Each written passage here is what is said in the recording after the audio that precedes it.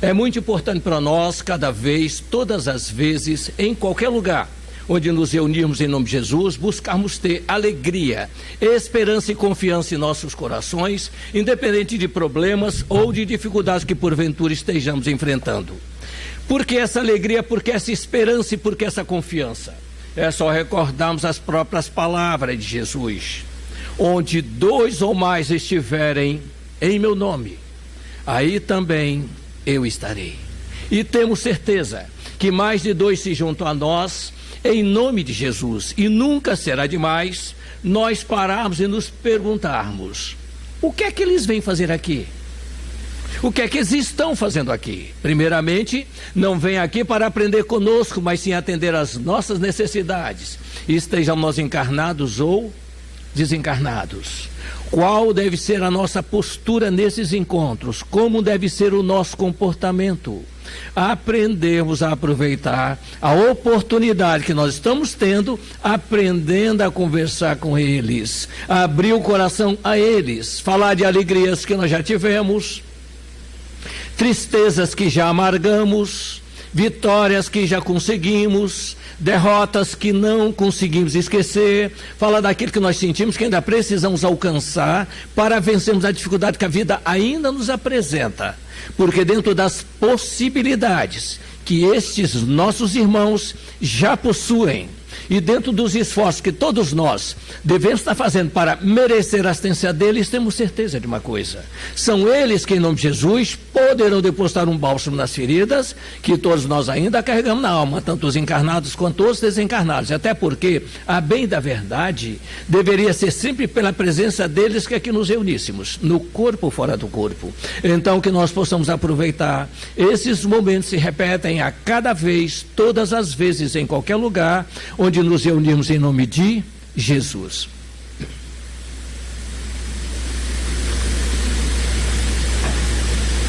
Hoje nós vamos ver sobre a conclusão do Livro dos Espíritos. Não é um item, é a conclusão toda, né? Então repara bem o detalhe. O título de um tema sempre reflete o conteúdo dele, nós temos que entender o que nós vamos tratar. Todo livro tem uma introdução e uma conclusão. Via de regra é assim. Qual é o objetivo? O autor, na introdução, ele quer mostrar o que ele vai apresentar naquela obra. E na conclusão, ele passa o entendimento para ver se o dele combina com o nosso. Via de regra, nós estudamos vários livros, ou lemos vários livros que falam de histórias reais, histórias fictícias, histórias realmente que são fixas, mas no caso de doutrina, é uma coisa muito dinâmica. Nós temos que obedecer sempre a linha do tempo e observar as mudanças, as visões do momento e aquelas que vão se alinhando ao longo do tempo. Nesse aspecto aí, nós selecionamos alguns tópicos da conclusão de Kardec, e logo no primeiro item, ele diz o seguinte para nós: para o observador superficial, que relação pode ter com a moral e o futuro da humanidade uma mesa que se move? Olha só a pergunta de Kardec. Logo abrindo o trabalho dele, o raciocínio. Para o observador superficial.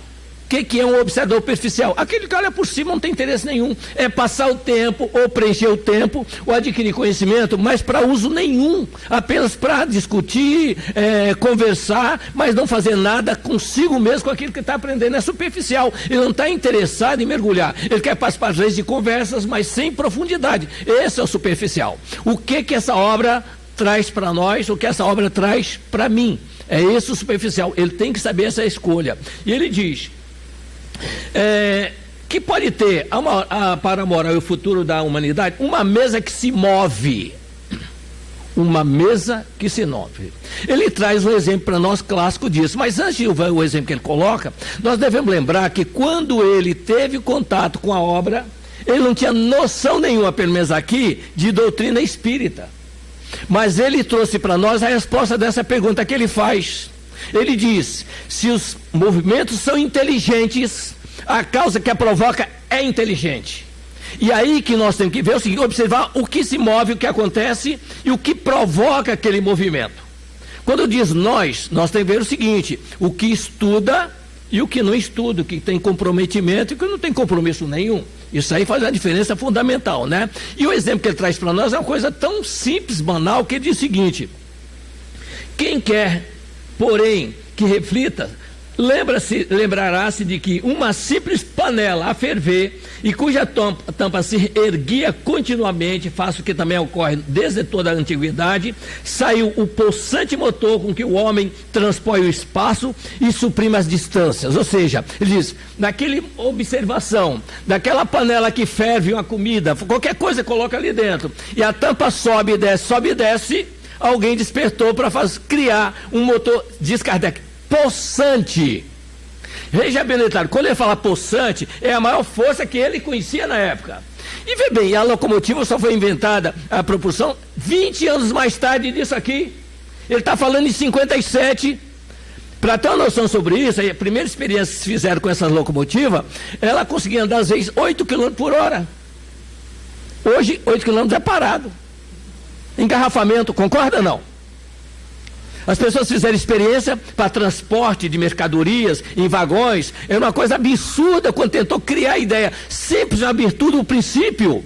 E se não tiver quem acredita na ideia, ela fica parada, esperando outro que vem para alimentá-la. Que se a ideia é importante, ela vai ficar parada.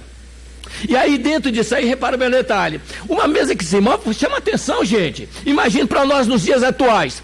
Se essa mesa aqui se movimentasse, imagina o susto que nós teríamos. É inusitado isso. Nós ouvimos falar, mas nunca vimos fazer. É diferente. É diferente. Você vê e reagir àquilo, mas nós acreditamos. E aí nós acreditamos porque Jesus no seu evangelho diz: felizes os que não veem, mas creem. Agora veja bem a diferença. Uma maçã caída em cima da árvore é normal. E daí surgiu a teoria da atração magnética. Isaac Newton, né? Maçã que caiu. Isso era comum cair. É mais comum do que às vezes observar a panela que se move. E aí vem uma teoria também. E tudo se desenvolve nisso. E aí nós temos quais os inventos? O motor a combustão surgiu em 1876. É isso que nós falamos. 57 para 76 são 19 anos. 20 anos, uma distância uma da outra, onde a velocidade chegava quase perto dos 60 km por hora da locomotiva, né? Veio depois telégrafo. Reparam bem uma coisa, nós às vezes não paramos para analisar a grandeza que nós estamos vivenciando. Nós não paramos para refletir isso. Por que isso? Antigamente nós tínhamos que ter a eletricidade que Edison trouxe. Edison trouxe a eletricidade para nós, foi um avanço. Ele fez o telégrafo para mandar mensagens, é também outra conquista. Nesse aspecto tudo aí, nós vimos o seguinte: não, a eletricidade que leva. Cadê o cabo que liga isso aqui? Tinha que ter um cabo ligado na ponta lá onde vai receber. Era um trabalho imenso a telefonia no passado. Às vezes a gente costuma chamar a atenção que nós vivemos isso, muitos daqui viveram isso. Você queria fazer uma ligação aqui para o Rio de Janeiro, de São Paulo para o Rio, você pedia telefone, para ligar já era difícil para a telefonista, consegui falar com ela. Telefonista precisa fazer uma ligação para São Paulo. Você fica aí aguardando, até as 4 horas eu completo a sua ligação. Não é assim? E você ficava ali esperando. Do lado do telefone, não podia sair não. Ela tinha que fazer a ligação, um cabinho espetando aquilo ali. Quem viu isso aí assistiu e viu como é que era. Tirava daqui uma habilidade incrível para fazer aquilo. Tinha que ser treinada para aquilo. Aí 3h30, você está ansioso. Telefone diz: olha, hoje não vai ser possível mais, que tem um monte na sua frente. Amanhã pela manhã começa lá pelas 10 horas, volta aí e fica do lado do telefone. Tinha que ficar plantado o dia todo. Onde é que está a diferença nisso tudo? É a nossa reação diante dos fatos. Hoje, 5 minutos sem linha, a gente se aborrece. Ou não se aborrece.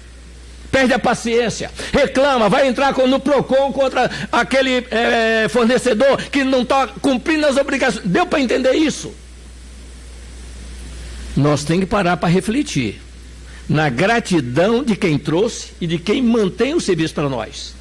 Porque nós não somos capazes de fazer, só sabemos usar, mas não olhamos a nossa dependência do sistema que está em execução, não é isso? Repara meu detalhe, E quando nós olhamos tudo isso em torno de nós fazemos uma pergunta: somos uma civilização adiantada por isso? Não podemos afirmar tal coisa, mas podemos dizer que somos uma humanidade abençoada por isso. Esse é o que nós somos, abençoada. Não tinha isso no passado, e nós temos e não agradecemos. Que tudo gira em torno de nós, no nosso interior, na nossa reação diante do que nos chega. Nós não somos capazes de fazer nada, só receber, receber. E para vir aqui fazer, alguém não precisaria voltar mais aqui. Esse é um detalhe que a doutrina vai mostrando para nós. Nós vamos refletindo, nós falamos aqui observação de uma panela que se movimenta, que é quem provoca é o inteligente, o movimento. No caso aí é uma pena físico, mas quem observa o fato vai usar esse recurso para fazer uma coisa inteligente em benefício de uma humanidade. Com isso surgiu o avião. Só para ter noção sobre isso, o avião em 1906, quando ele começou a desenvolver o seu sistema de voo, ele em 65 anos nós chegamos na Lua.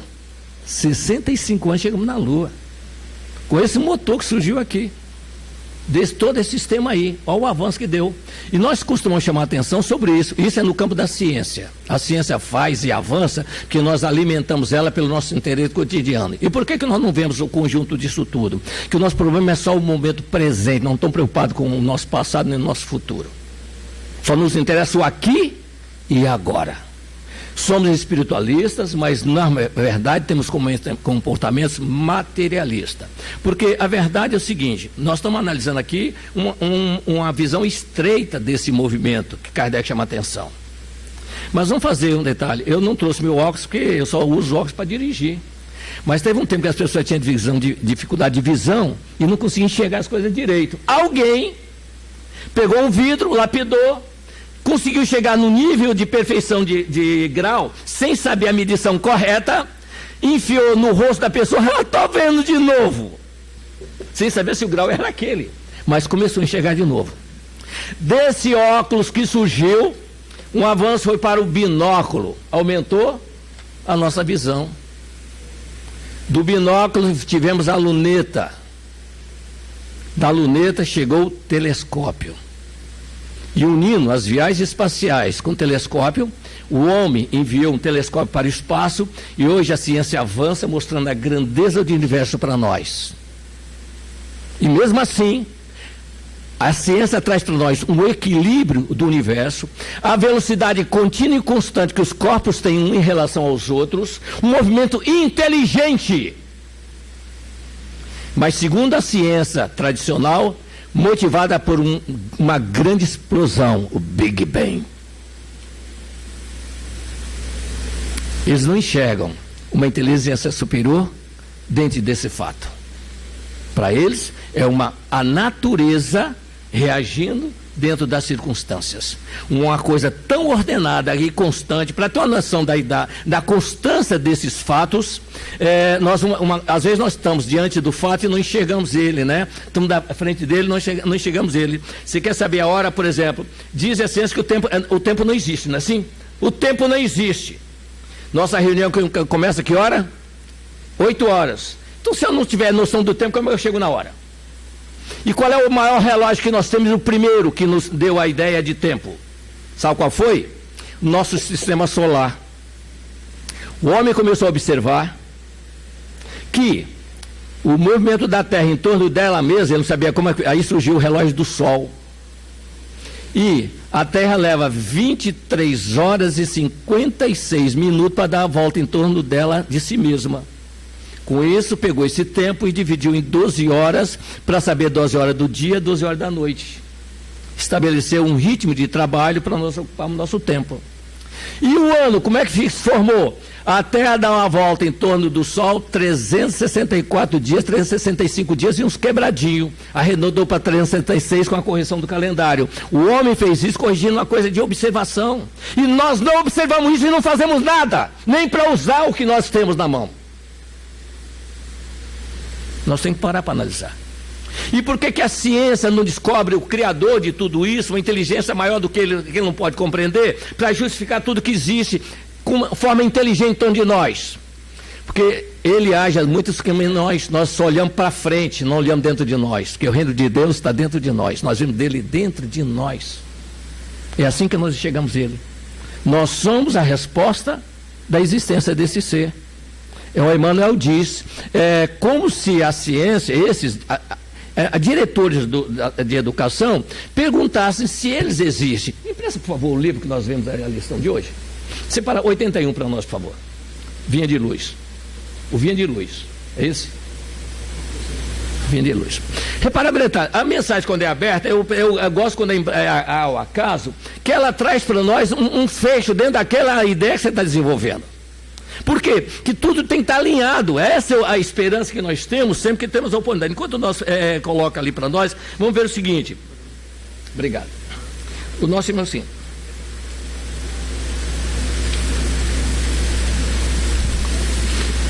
Estejamos certos, né? É o tema, não é isso? Toda a movimentação de páginas rasgáveis, portadoras de vocabulário restrito, representa a fase de preparo espiritual, porque o objetivo de Jesus, e aí vem ver, está aqui o objetivo dele. O objetivo de Jesus é inscrever os seus ensinamentos em nossos corações e inteligências. É isso que ele quer, inscrever em nós, dentro de nós, não fora de nós. Nós não interiorizamos o que é que preciso. Nós às vezes olhamos e queremos aquilo que está fora de nós e não desenvolver dentro de nós. Ele fecha aqui o seguinte: poderemos aderir de modo intelectual aos mais variados programas religiosos, navegarmos a pleno mar da filosofia da cultura, meramente verbalista, com certo proveito à nossa posição individual diante do próximo, mas diante do Senhor, o problema fundamental de nosso espírito é a transformação para o bem. Esse é o objetivo, porque nós estamos aqui para transformar para o bem.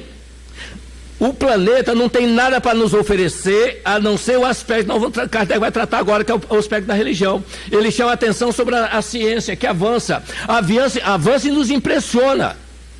E vamos colocar o seguinte: se nós pegarmos o trabalho de Jesus, a maior parte do trabalho que ele faz é da ciência. A engenharia pertence a que campo da ciência, do trabalho? Não é ciência? O construtor de um planeta é um engenheiro, não é engenheiro? É um engenheiro. Construiu uma escola para nós. Escola. Ah, bom, é escola. Por que nós chamamos de escola? Porque ele diz que ele é mestre.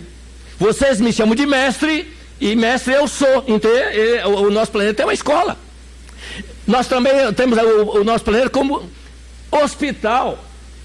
Hospital trabalha quem? Médicos que são ligados ao campo da ciência.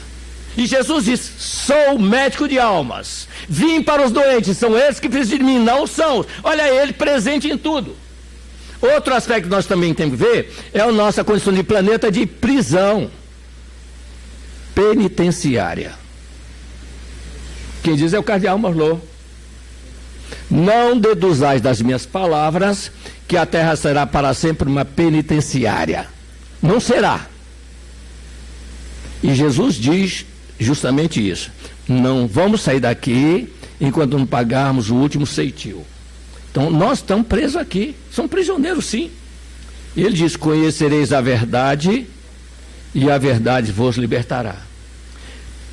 O Evangelho, como foi dito na leitura, o Evangelho ele tem a função de dizer como fazer. A doutrina espírita tem a função de dizer por que fazer. Tem que unir as duas para não saber que tem um objetivo. É o objetivo: eu vos mando o Consolador. Ele disse que mandaria o Consolador.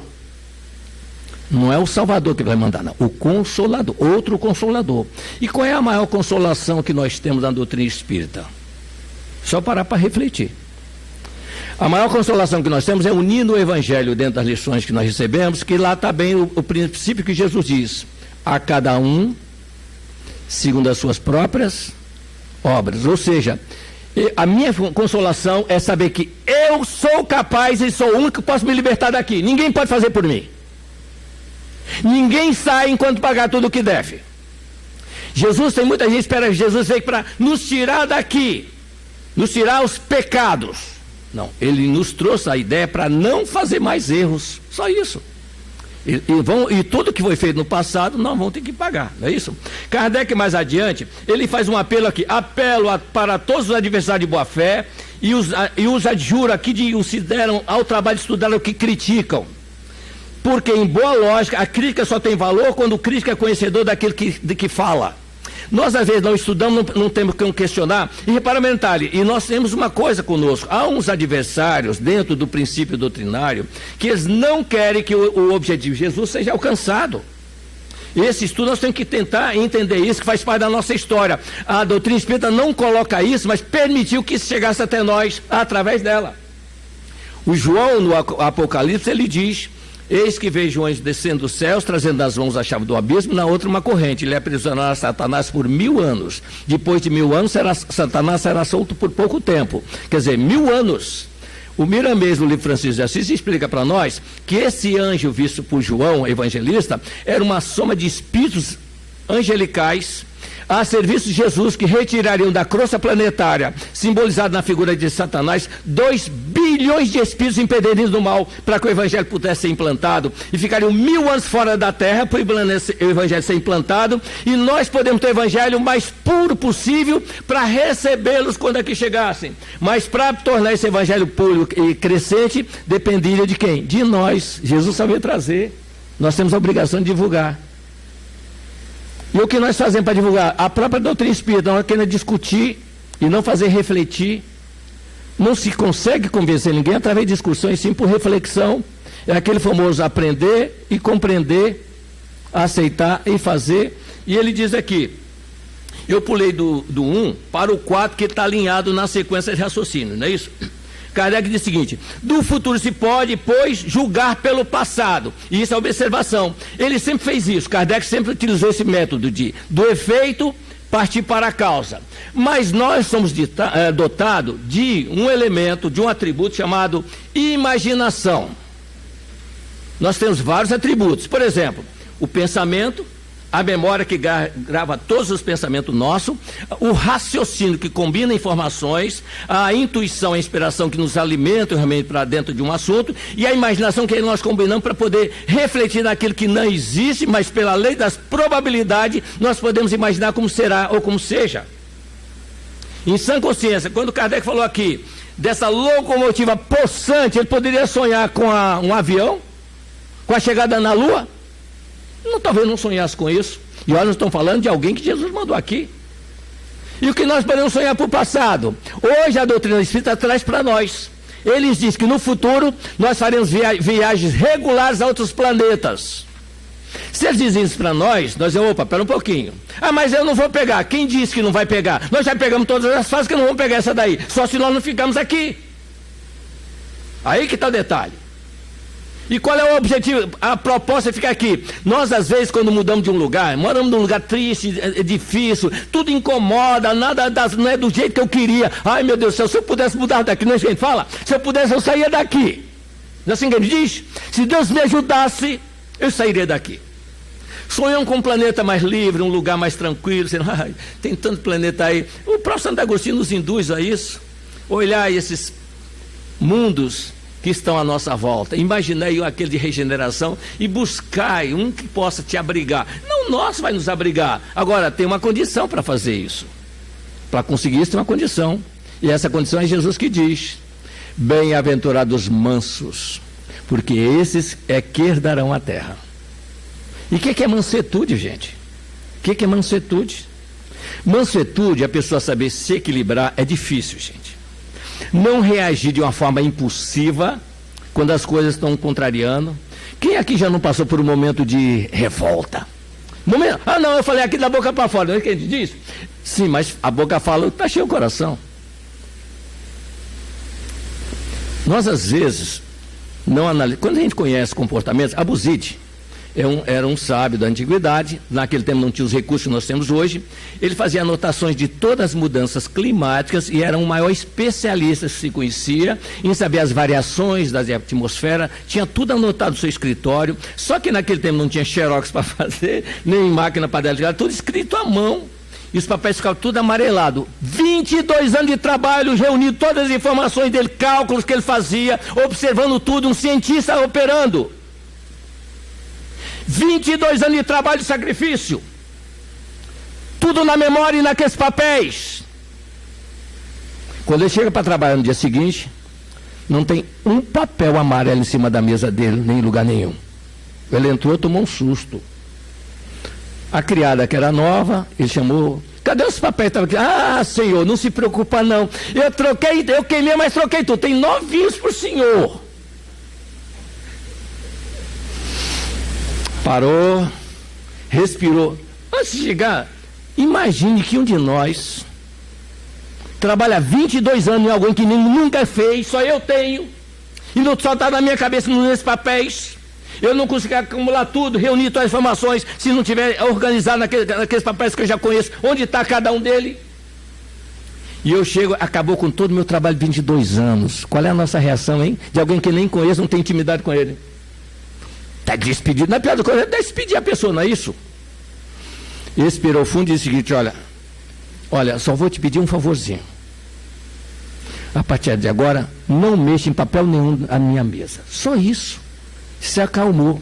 Quando nós olhamos essa reação de Abuzide, nós percebemos o seguinte: e eu, como é que eu reajo diante de uma situação dessa? Cadê minha meia que eu deixei aqui? Cadê meu sapato que eu tinha? Deu para entender? Minha camisa que eu quero usar. Tem 50 camisas no guarda-roupa, mas aquela que eu quero agora, não estou vendo. Pronto. Se a pessoa estiver ali para me explicar, até você começa o bate-boca ali e já acaba ali. Mas se não tiver, ficar ruminando isso até aparecer alguém para... Deu para entender isso? Às vezes nós temos tempo para refletir. Vamos colocar. Você lembrou da data de ontem, meu aniversário. Gente... E cria um problema sério em cima disso. Às vezes as pessoas fazem tudo o que tem que fazer dentro da relação, combinando, tudo bem, mas esqueceu aquela data. A pessoa não ri, não fala nada, não reclama. Você só percebe que alguma coisa está errada pelo comportamento. Exatamente, 3 semanas. Eu pergunto, isso sinceramente... É um comportamento normal, natural, dentro da maioria das pessoas, mas para nós já não poderia fazer mais isso. Nós temos que agradecer cada minuto, ser grato a cada minuto, e não nós valorizamos mais o problema do que a solução do dia a dia. Mas eu sempre te lembrei, mas agora, quer dizer, você faz 20 coisas certas e numa errada você é crucificado, sacrificado. Por que isso? Nós estragamos a relação. E a doutrina espírita traz para nós isso. A influência dos espíritos sobre nós. Fica nervoso mesmo, Messias. Não dá mole, não. Não deixa para amanhã a discussão. Discute hoje. Eles fazem isso conosco. E não jogam um contra o outro, porque é o prazer deles fazer isso. E eles estão errados? Não. Nós é que estamos errados. Mas será cobrado a quem mais foi dado. É a aplicação do evangelho que nós não fazemos. Nós não aplicamos, não é isso? Então Kardec diz: do futuro se pode julgar pelo passado. Então, do presente, nós também podemos julgar o futuro. Pela imaginação, com detalhe apenas. A imaginação, ela tem se calcada em fatos reais, certos, seguros. Senão vira fantasia. E nós vamos chegar num lugar bastante diferente. Então nós temos que saber definir o uso desse recurso. E como é que nós podemos fazer? Pedindo o recurso, o apoio dos irmãos que estão ao nosso lado. Quem diz isso para nós é Leon Denis na obra dele. Nós sempre gostamos de chamar atenção sobre isso, que ele é uma orientação que ele dá, que nos chama atenção sobre isso, quando ele diz, devemos escolher o que nós vamos ler, mas em geral lê-se muito, lê-se rápido e medita-se pouco. Seria preferível ler menos e meditar mais, que em torno do leitor tem sempre alguém disposto a auxiliá-lo. Imagine meu amigo espiritual, todos nós dizemos, olha só como é que nós agimos dentro da doutrina. Nós dizemos que nós temos um amigo espiritual, não, nós dizemos que temos um anjo de guarda do nosso lado, né? Mesmo nós dizemos, temos um anjo de guarda do nosso lado, um anjo de guarda. A pergunta é, com esse anjo de guarda, será o nosso comportamento dessa envergadura do nosso lado? É só para analisar. O comportamento que eu tenho combina com quem está do meu lado me orientando? Então rever a minha companhia, gente. lei de atração em nós. Nós podemos trocar um pelo outro. Somos nós que atraímos, né? E ele diz, já vemos que pouco a pouco se extingue as antipatias de povo para povo. Olha só, o cuidado, Kardec ele tinha uma ideia que o mundo se transformaria naquele século. Essa também é uma expectativa, nós temos que ter cuidado com ela. O visionário, aquele que confia, que sabe que está certo, ele tem dificuldade de mensurar o tempo para a realização. Jesus diz, fala da consumação dos séculos, a paciência que Jesus tem nos esperar ao longo do tempo. Kardec escreve no Evangelho segundo o Espiritismo o seguinte: esse século não passará. Olha só o que ele escreve: esse século não passará sem que as vozes tragam as informações para mostrar onde está a verdade, que lado que ela se encontra, e as pessoas saberão escolher, e o mundo se transformará. A ideia dele era que nesse século mudaria, aquele século dele, mudaria tudo. 1800, passou 1800, passou 1900, 1900 eu conheço muita gente aqui, concorda não? Tem muita gente de 1900 aqui, não tem? Tem alguns que talvez já 2000 aqui, não tem? De 2000, olha só. E para quem te lembra assim, o nosso passado, não mudou muita coisa não. Nós achamos que não mudou, olha, antigamente que era bom. Já ouviu essa expressão? Antigamente que era bom. Eu não sei o que é bom no quê, né? E quando se fala em mudança de comportamento, a gente tem que entender, e isso a doutrina passa para nós, nós temos que alinhar o conteúdo, isso é conclusivo. Quem troca a população é lá em cima. Nós aqui agimos pela influência que recebemos aqui. Voltamos para lá, revemos todos os erros que fizemos e trabalhamos para modificar. E diz, arruma para eu voltar de novo, que agora eu vou fazer tudo certinho. E esse trabalho é para a gente voltar. A gente volta às vezes, e eu fico intuindo durante as horas de sono, mas vem alguém, não faça isso não, você está sendo capacho dos outros. Aí, né? Eu acho que estou mesmo. Você está estragando a pessoa. E nós, às vezes, vamos e volta de novo vencido para o outro lado. Mas somos nós indo e voltando. Não tem duas populações. Kardec escreveu, olha só o que é a visão da pessoa. Eu ver na questão 867, se não me falha a memória, é na segunda questão da lei de reprodução. Ele diz o seguinte: vendo crescer de forma bastante rápida a humanidade, não haverá um momento que vai faltar lugar para todos eles. Olha só, olha a visão de Kardec. Ele pergunta, vendo crescer, você tem o livro de Espírito aí? Vê, acho que é 867, é a segunda carta da lei de reprodução, a segunda pergunta, aliás, só para alinhar direitinho. Eu vou colocar, ele vai colocar para nós, para ver se está dentro do sentido. E aí ele faz essa pergunta, só que é o seguinte, quando ele faz essa pergunta, nós devemos dizer que é porque ele perguntou, que a pergunta tem que ter a idade dela, o local que ela fez, o tempo dela. É isso aí, não? Lei de reprodução. A lei de reprodução é a segunda questão. Lei de reprodução. Então o que acontece? Eles responderam não. E quando ele chegou aqui no planeta, atingiu o primeiro bilhão. Em 1800 atingiu o primeiro bilhão da população. 1 bilhão.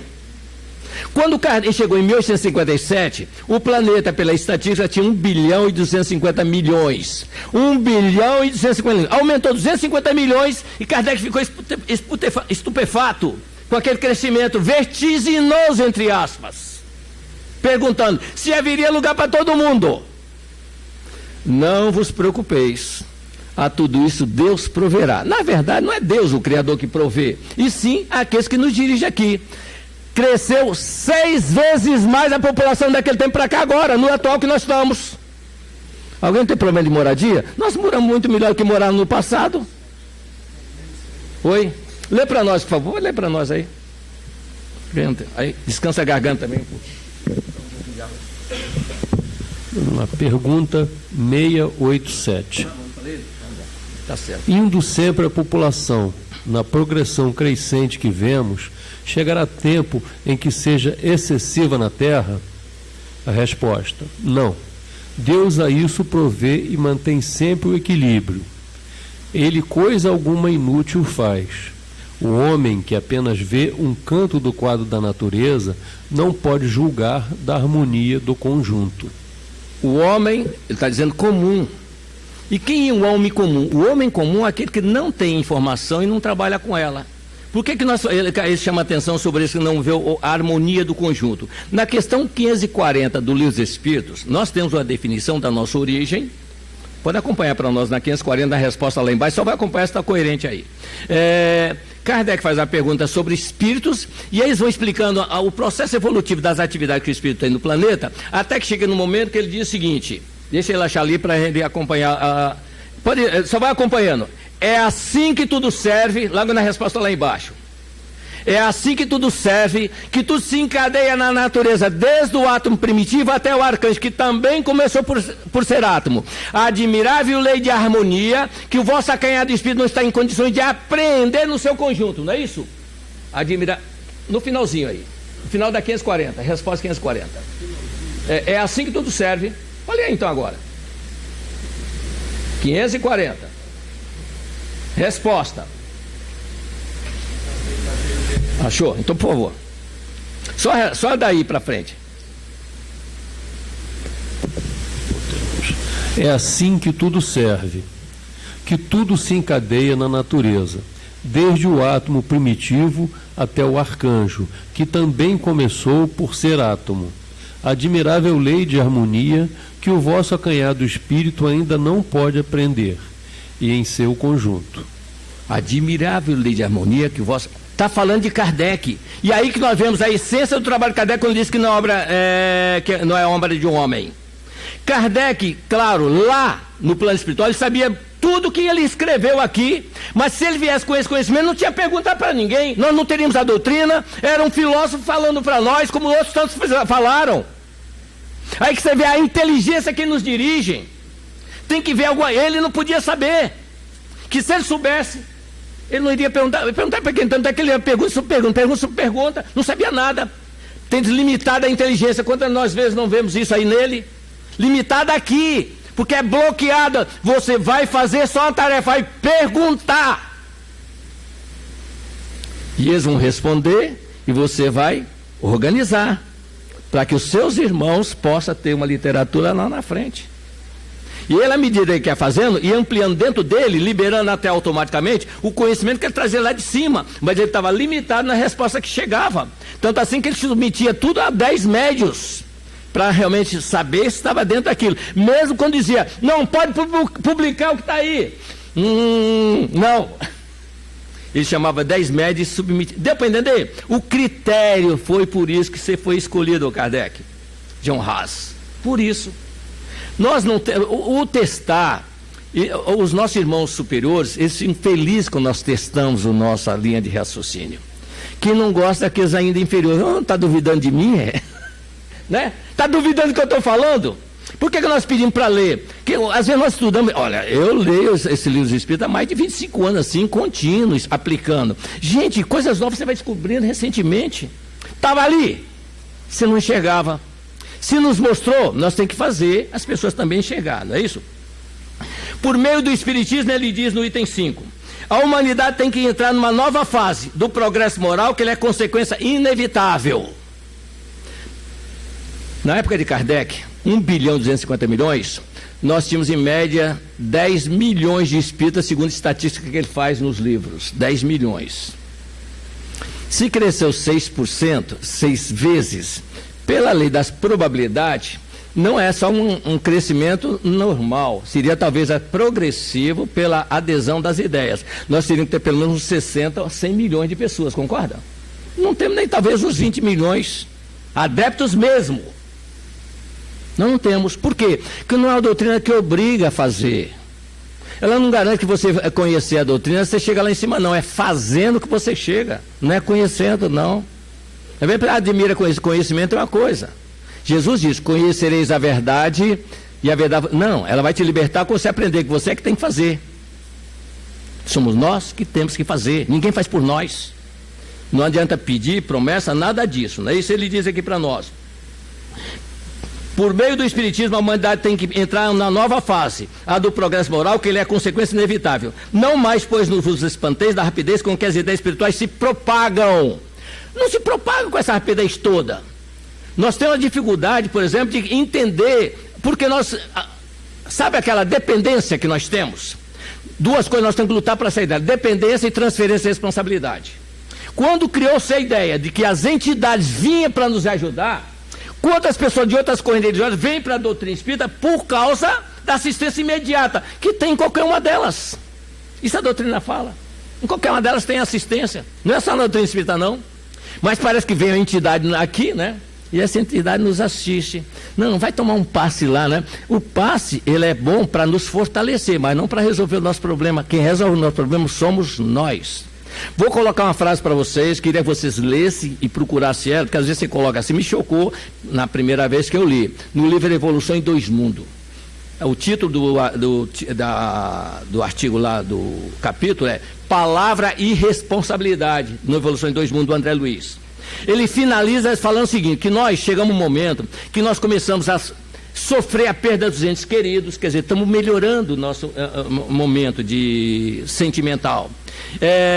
E aí ele diz, até que chega um instante, um momento que nós começamos a perceber que perante Deus, nosso Criador e nosso Pai, estamos entregues a nós mesmos. Nasce aí o princípio da responsabilidade. Essa frase marcou para mim. Nasce aí o princípio não é responsabilidade, não, o princípio dela. Quando nós estamos dependendo de nós. Se nós divulgarmos isso, quem é que vai vir para a doutrina que depende de mim? Para quem então seguir religião? Por isso, cuidar de aplicar que a doutrina ensina para nós. Jesus diz, vigiai e orai, para não cairdes na tentação. Alguns aplicam o orai e vigiai. Não é assim? Mas não é a mesma coisa? Não é. A ordem do verbo muda o nosso comportamento. Por que isso? É só analisar. Quando eu oro, eu já fiz minha obrigação. É ele que se vira agora para me atender. Eu já orei, já pedi. Não, eu já fiz minhas preces. Agora é por conta de você. Quem te falou isso? Quem te falou isso? A oração tem a função de nos dar a estrutura para enfrentar os problemas. Nesse aspecto aqui, vamos terminar o pensamento. Ora, como cada um, o que acima de tudo quer é a sua felicidade, não há que de surpreendente em que cada um se apega a uma ideia que faz ditosos que a esposa. Quer dizer, quando eu aceito a ideia e essa ideia me satisfaz, eu fico tranquilo. E nós aceitamos uma ideia das indulgências. Lá em cima está tudo preparado. Nós vamos chegar lá em cima. Quem não sonha chegar lá, num plano espiritual, estão nos aguardando. As pessoas partem aqui, nós dizemos assim, agora descansou. Gente, se lê a doutrina, agora é que começou. Agora é que começou. Kardec mesmo faz uma pergunta interessante. Ele não faz a pergunta, ele coloca um título. Igualdade perante o túmulo. Isso é a doutrina para nós. Ele diz, igualdade perante o túmulo. Ele diz que a nossa igualdade perante o túmulo. Muito cuidado com isso, meu irmão. Não é, não. O túmulo não iguala, não. Pelo contrário, ele faz a diferença. O túmulo, aí, essa ideia é materialista. O túmulo iguala o corpo. Eu não sou corpo. Isso é material. Isso é material. Jesus contou a parábola do rico e de Lázaro, mostrando que não é assim. Tanto é que o rico tinha uma vida farta, não faltava nada, vivia bem, e o pobre do lado deitado ali, com doente, não tinha emprego, ninguém dava nada para ele, os cachorros lambiam a ferida dele, não é isso? E ele nem as migalhas da mesa caiu do rico, e ele chegou lá em cima, não precisa de nada, de ninguém. Aí está a diferença. Ser resignado e submisso. Só isso. A paciência. A tolerância. Só que tolerância tem um detalhe, hein? Quem diz é Jesus, no livro Ave Luz do Shaolin. Filipe perguntou a Jesus o seguinte, mestre, fale-nos da tolerância. Ele disse, Filipe, a tolerância é a nossa relação diante da insatisfação de alguém que nós orientamos não quer nos obedecer. Não precisamos discutir sobre isso. E é o que nós fazemos, né? Não estou mandando você fazer, né? Já perde o estribeiro. Não precisamos discutir sobre isso. A nossa própria postura mostra que nós não estamos satisfeitos com a posição dele. Mas temos que ter muito cuidado, porque a tolerância tem limite. O que passar do limite é conivência. E nós temos que ter cuidado com a conivência. Então, nesse aspecto aí, surge uma linha de raciocínio. Nós não podemos ser indiferentes a quem precisa de ajuda, mas não podemos ser coniventes com quem erra. Agora, trabalhar isso, cada um tem que fazer a sua estrutura de trabalho. Ninguém tem fórmula para isso, não. Cada um é uma situação diferente. Nós temos que respeitar a hierarquia de todo mundo. Porque Jesus diz, o que você fizer para o pequenino, é a mim que estará fazendo. Então, nesse aspecto é o seguinte, ora, ainda e será ainda por muito tempo que precisamos de intervenção do plano. Isso eu estou dizendo, ali é raciocínio dentro do que Kardec diz. Ainda e será ainda por muito tempo que precisamos de intervenção do plano espiritual para as grandes transformações que nós temos que fazer. E que transformações são essas? Primeiro, transforma o planeta, transforma a nossa vida. Quando é que nós começamos a pensar? Quando as coisas vão bem, e nem lembra de que tem que ter obrigações doutrinárias. Não sei se é necessário isso. Quando a coisa, não, se tem, não, graças a Deus está tudo bem agora. Você vai no centro hoje, não, hoje eu não vou, não, está chovendo, vai me assar chuva. Né? Mudou o rumo, não vão lá assim, colocam o nome na caixa. Deu para entender? Espera um pouquinho. Então vamos fazer, olha, leva ele para lá. Você sabe por quê? Deixa eu explicar uma coisa. E aí, Kardec está dentro da conclusão, mas não dá para desse texto aqui que nós tiramos.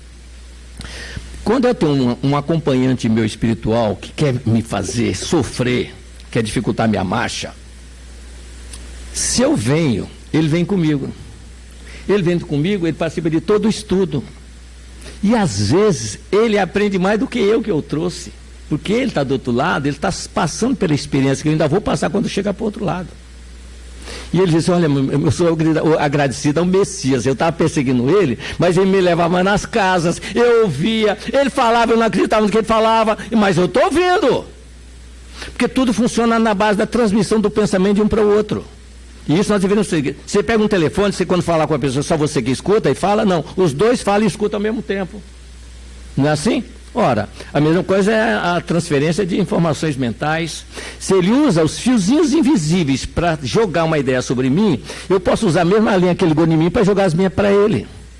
Só que eu vou fazer de uma forma diferente para minar a agressividade dele para comigo, sem falar para ele, sem dizer nada. Senão ele vê que é ardiloso isso, aí ele vai se cautelar. Porque também tem essa estrutura. Eu vigiar e orar para ele não convencer você a mudar de rumo, hein? Você trabalha para mim, e nós não podemos trabalhar para dois senhores. É isso que a doutrina fala para nós também. Tenha cuidado para isso. E nós não percebemos esse detalhe. E aí diz aqui, a seleção, o Charles Darwin falou a seleção das espécies, não é isso? A seleção natural das espécies dará lugar a uma seleção natural dos especiais. Qual é a natural dos especiais? Aquele que crê e faz. Esses começam a receber, porque Jesus é que diz, quem mais tem, mais se dará, ou não disse isso? Precisa de trabalhador, o trabalhador que vê a informação, começa a trabalhar, começa a receber para divulgar, é talento isso daí, que ele multiplica, então está recebendo, por quê? Aquele que está produzindo é que vai me servir, vai ajudar os que não estão querendo fazer, esse é o processo, é um auxiliando o outro. No Vinha de Luz, está na 48, tem um Vinha de Luz aí, não é isso? A lição 48, por favor. Lá está escrito, cooperemos fielmente a essa lição. Deus visita a criatura pela própria... Só o trechinho que diz aí para nós.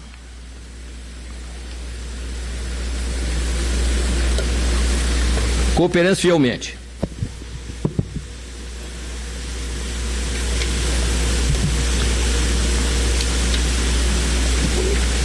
(48) Eu não começo aqui, tá? O Pai é o supremo criador da vida, mas o homem pode ser fiel cooperador dele. Deus visita a criatura pela própria criatura. Para aí, ler de novo esse texto aí, os dois, juntos. O Pai é o supremo criador da vida. É o supremo criador da vida. A vida somos nós, sou eu, é cada um de nós aqui. Isso é que é vida. Mas o homem nem pode ser fiel cooperador dele. Deus visita a criatura pela própria criatura. Somos nós entre nós, gente, que o problema é só entre nós. Olha só um detalhe do Evangelho. Bezerra Mendes diz, estudando o Evangelho de Jesus com atenção, encontraremos solução para todos os nossos problemas. Jesus diz, perdoai os seus semelhantes, para que Deus também vos perdoe. Não, ele está dizendo o seguinte, se você perdoar, é você que está se beneficiando, não é Deus que vai perdoar. E um raciocínio simplista, quando perguntaram a Mahatma Gandhi, se ele já havia perdoado alguém, ele disse, não, nunca perdoei ninguém. Olha por quê? Que eu nunca me senti ofendido. O Criador vai se sentir ofendido, gente? Tem nada a ver com ele, é conosco. Ninguém faz por Jesus, faz por nós. Nós fazemos por nós, não é para ele não. Ele disse para fazer para mim, porque a gente faz incentivado. Era isso que eu queria. A gente às vezes não fala com a criança assim, olha, vai lá, quando ele sabe que a criança é simpática, vai lá, o papai quer ir, gosta de você, o que você faz, ele pro papai faz. Vai lá, papai gosta do que você faz. Não é assim que ele faz? E ele vai fazer para nos agradar, não é assim? Mas quem está se manifestando é ele. Aprendendo, é só abrir os olhos para isso, essa compreensão que nós temos que ter. E no passado nosso também espiritual. Essa reflexão nós temos que aprender a fazer, é estimular, fazer para ter o objetivo. Mais tarde ele vai entender, não, olha, ele me induzia aqui, mas na verdade era eu. E nós vamos entender isso um dia. Vou ler aqui no item 2. A religião se funda na revelação dos milagres. Ora, que é a revelação senão um conjunto de comunicações extraterrenas? Todos os autores sagrados, desde Moisés, têm falado dessa espécie de comunicação. A doutrina espírita não faz milagres. Jesus nunca fez milagres. Nunca fez milagre. Não há milagre. Milagre não existe. Ou melhor, vamos tentar entender a coisa. Por quê? O milagre é uma coisa sobrenatural que realmente derroga as leis divinas. Então realmente não existe isso. Há duas leis, duas forças. Kardec fala aqui na lei de força das coisas. No Livro dos Espíritos, ela traz pelo menos 8 vezes repetida as forças das coisas. O que é força das coisas? Nós temos a lei de causa e efeito, ação e reação. A vontade do Criador, que é no início, que nós não respeitamos, estamos aqui agora por causa disso. Então a vontade é suprema. E o que nós temos que fazer é a vontade do Criador, que Jesus é quem diz: nem todo aquele que me diz Senhor, Senhor, irá entrar no reino do céu, mas se o que fizer a vontade de meu Pai que está no céu. Então só vai sair daqui quando estiver cumprindo a lei de Deus, que é fazer a vontade dele. É automático sair a mudança em nós. Isso aí a gente vai sentir naturalmente. Então o que acontece? E no planeta, nós somos submetidos a regulação de nosso comportamento pela lei de Deus. Como é que funciona essa lei de Deus? O nosso perispírito é dotado de recursos de arquivar tudo que nós fazemos, inclusive os sentimentos e as intenções que nós temos. Pela intenção é que nós corrompemos ou não nosso perispírito, a cor dele. Então ninguém precisa entrar, os superiores, pela cor do nosso perispírito, sabe o que nós estamos, o estágio que nós estamos. Como o médico, quando chega na frente, não, você está com problema e tal. Ele, pelo nosso corpo, sabe o que nós temos. Jesus, que é médico, os que representam, sabem que nós temos, se estamos fazendo correto ou não. Pelo nosso perispírito, registra tudo. Então, muito cuidado entre pensar uma coisa e fazer outra. E registra a intenção. E ninguém pode enganar a lei. Vamos estar acordados para isso. Então, vê bem, e o milagre existe? Existe sim. Existe o milagre. O maior milagre que nós entendemos é aquele que eu acordar para a realidade e aceitar que Jesus está correto, está certo. E fazer o que ele fez. Aí eu faço o milagre da libertação. Vou trabalhar pela minha liberdade. Vou fazer o que o filho pródigo fez. Caindo em si, ele disse: levantar-me e irei ter com meu pai. É tomar decisão e ir. Não é dizer, segunda-feira eu começo. Mês do ano que vem eu vou mudar. Senão que vem não vai ser mais. Deu para entender? Quantas vezes nós. Isso não existe, isso é prolongar a solução. É o que Jesus, caindo em si, ele diz: levantar-me e irei ter com meu pai. Chegar no fundo do poço e sair. Sem 3 coisas que nós não podemos ter. Não podemos ter revolta, nem desespero e remorso. A gente tem que fazer treinamento para isso. Quando chegar em casa, às vezes tem coisas que a gente se incomoda, né? O café está quente demais. Aí a gente reclama que o café está quente demais. Olha só, é coisinha boba, pequena, mas é assim, quem é no pouco, Jesus é que diz, quem é no pouco é no muito. É o milagre que eu estou fazendo, me controlar. Quem é no pouco é no muito. O café está quente demais. Está frio demais. Ora, está quente, está frio. Reclama de tudo, nós reclamamos de tudo, para reparar. É difícil elogiar. Mas também, o que eu tenho para elogiar? Não sei. É só olhar em torno de. Eu não vejo nada. Você está vendo alguma coisa? Vejo, mas não vejo nada para você. Então eu agradeço que você vê. Eles atrás, falando com um grupo de irmãos nossos necessitados de rua, eu deixei a seguinte questão de lição de casa para eles. Daqui para cima, nós temos os 3 órgãos de comunicação entre nós: o olho, o ouvido e a boca. Se o teu olho direito é motivo de escândalo, é melhor que eu arranque e lance fora de ti, pois é melhor entrar na vida sem um dos teus membros do que todo o teu corpo ser lançado no inferno. A boca fala do que está cheio o coração. Então tem que ter cuidado com o que nós falamos. Nós temos uma mania assim, não, mas palavra não quebra osso. Não quebra, mas machuca e fere. Jesus é que está dizendo, eu só estou dizendo, né, o que nós fazemos e o que ele diz. Então, aqui está. Então, o que acontece? Às vezes nós vemos a pessoa mergulhar com alguma limitação orgânica e ficar achando, como é que Deus permitiu uma coisa dessa? Está tudo previsto. Tudo previsto. E agradecemos que ele está pagando. Está acertando conta com a lei. Nós não vemos assim. Nós vemos ao inverso. Parece castigo divino. Eu amo a família, gosto dessa família, acho maravilhosa. Eles estão esperando um filho. Ai, é menina, menina. O que Deus mandar tá bom. Desde que venha perfeito e com... Olha só, nós somos muito submissos à vontade de Deus. Já notaram isso? É menino ou menina que... eu não quero nem saber, mas o que Deus mandar está bom. Desde que... Quer dizer, eu sou submisso à vontade dele se ele fizer a minha. Olha a condução que nós temos. E aí alguém está precisando passar pela experiência da cegueira, da surdez ou da fala. Vem, meu Deus do céu, que mal eu fiz a Deus. Não, você está dentro de um programa de reconciliar, ajuda de alguém. É isso que nós temos que começar a enxergar. Não, nós achamos que a pessoa foi castigada. Olha, parecia uma família formidável, né? É formidável. Para confiar alguém assim a alguém, é porque a pessoa é muito especial. Um dia desse aí, só para complementar, uma companheira trouxe, ela tinha uma filha especial, que não se movimentava, não falava, e a filha dela também teve uma filha especial.